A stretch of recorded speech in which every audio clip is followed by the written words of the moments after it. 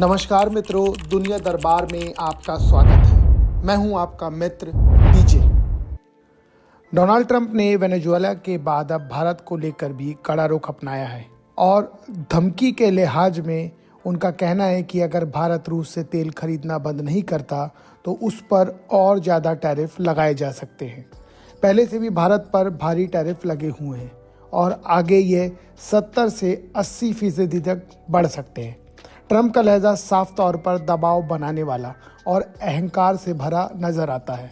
वह कहते हैं कि मोदी अच्छे इंसान हैं लेकिन टैरिफ फिर भी बढ़ेंगे।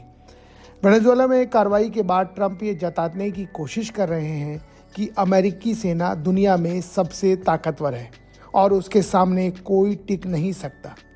उनका दावा है कि जहां रूस यूक्रेन जैसी जंग, वहीं अमेरिका सीधे ऑपरेशन करके राष्ट्रपति तक को पकड़ सकता है या ये कह लीजिए किडनैप कर सकता है।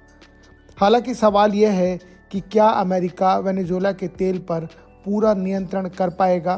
ट्रंप सिर्फ वेनेजुएला तक सीमित नहीं है, उसने क्यूबा, मैक्सिको, कोलंबिया और ईरान को भी चेतावनियां दी है।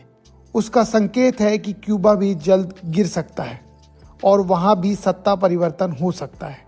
अमेरिकी तेल कंपनियों के शेयर तेजी से बढ़ रहे हैं और अमेरिका ग्लोबल ऑयल मार्केट में दबदबा बनाना चाहता है। भारत के संदर्भ में अमेरिकी नेताओं का रवैया काफ़ी अपमानजनक दिखता है।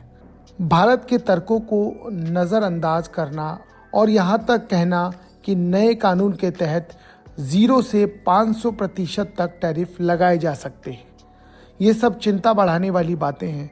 इससे साफ है कि ट्रंप बड़े रिस्क लेने के मूड में है, या ये कह लीजिए कि अमेरिका की डूबी हुई अर्थव्यवस्था को संभालने के लिए दूसरों के ऊपर दबाव बनाने के मूड में भी नजर आते हैं। इतिहास गवाह है कि जब कोई ताकत ज़रूरत से ज़्यादा घमंडी हो जाती है तो कहीं ना कहीं कोई हस्तक्षेप होता है, चाहे वह राजनीतिक हो या ऐतिहासिक। आने वाले समय में भारत, ईरान, क्यूबा और अन्य देशों को लेकर बड़ी वैश्विक घटनाएं हो सकती है। अब देखना यह होगा कि ये ताकत का खेल आगे किस मोड़ पर जाता है। क्या ट्रंप अपनी मनमानी चलाकर बाकी देशों को भी इसी तरीके से परेशान करते हैं या उनको सद्बुद्धि आती है और अंतर्राष्ट्रीय नियमों का पालन कर वो अमेरिका के साथ साथ दूसरे देशों का भी सम्मान करेंगे। फिलहाल मैं आपसे विदा लेता हूं।